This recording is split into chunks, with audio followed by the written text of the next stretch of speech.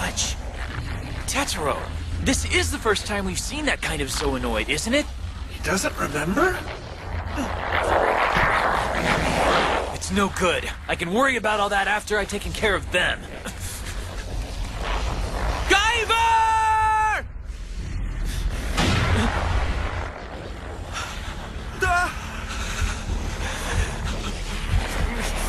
Guyver! I can't equip it! Show! Guyver! I had hoped that using the boy's father would have resulted in Guyver 1's defeat. But it appears to have had a rather interesting effect on the boy's psyche. We're in trouble. If I don't do something, we'll all be killed. I've really only got one option. After using my power last time, it's a gamble, but I've got to try. It's do or die. Now, Theriomorph!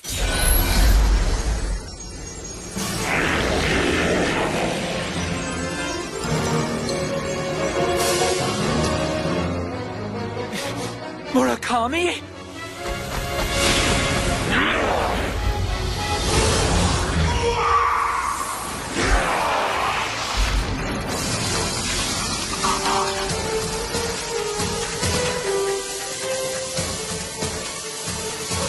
That's insane! I've never seen power like that! What in the world is he? Impressive strength. Indeed. And after seeing him transform, I know what he is. Come on, Richard, think. Take a long, good look at him. Notice anything special?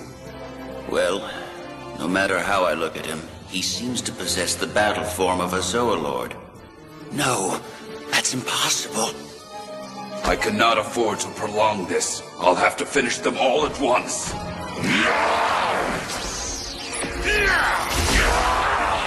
Not good enough.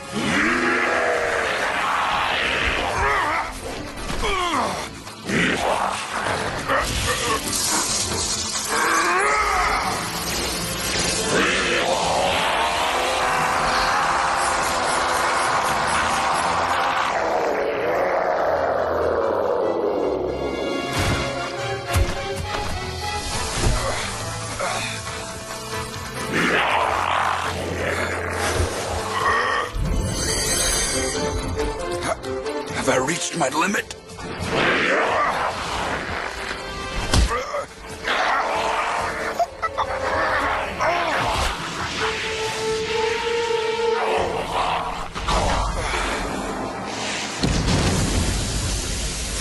Yes, he did it! Hey, is he Murakami? Well, what do you think? Striking resemblance to your own battle form, wouldn't you say? Yes, that's true. Then that must mean Mr. Murakami is one of your test subjects. So he is just like me. After all, I can't forget that you were the one who optimized me, Dr. Barkus.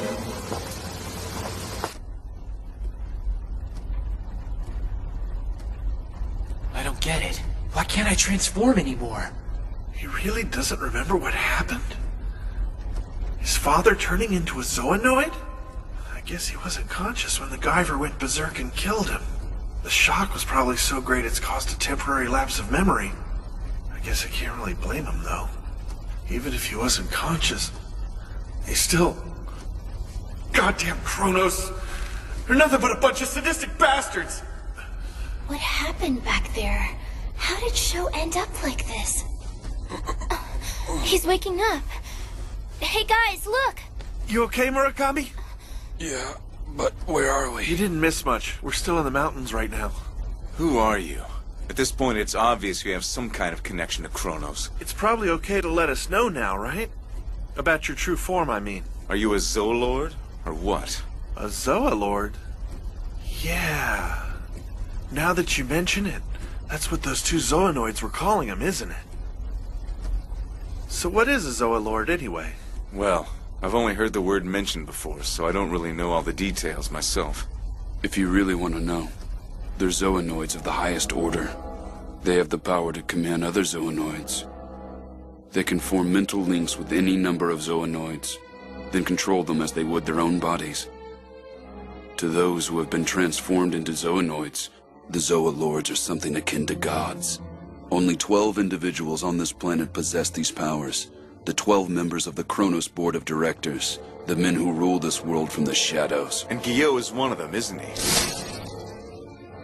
No wonder he was able to block my attack.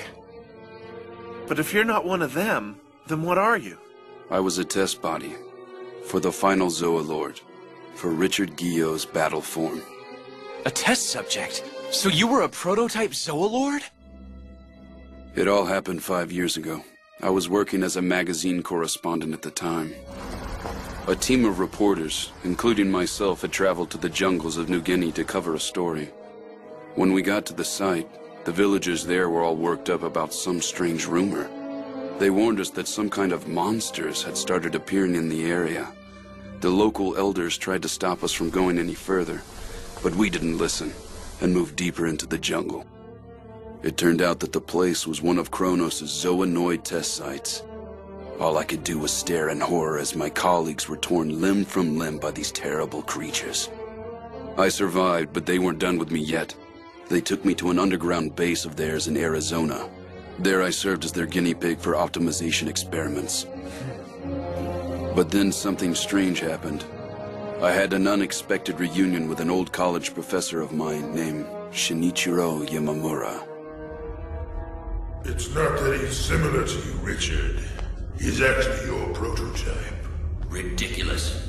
How could a test subject like that still be alive after all these years? I want you to recall a certain event that occurred 5 years ago in Arizona. Arizona? Professor Yamamura's rebellion? Correct. Yamamura, who had been the brain of Kronos for 15 years, plotted to incite a rebellion by stirring up several of his experiments who had outlasted their usefulness. Although test subjects, they still possessed the powers of a true Zoolord, which led to quite an uproar at that headquarters. I only found out about the incident later. At the time, I was in the final phase of Zoolord optimization. They went on a rampage, destroying every optimization tank in sight. Although their plan failed, it was you they were after. Fortunately, I and the other Zoolords were gathered at the base. It was an ordeal, but the situation was resolved. The insurgents were rounded up and destroyed in the test subject disposal tank, as they should have been in the first place. Or so we thought. Knowing that one of them survived, I'm rather taken aback.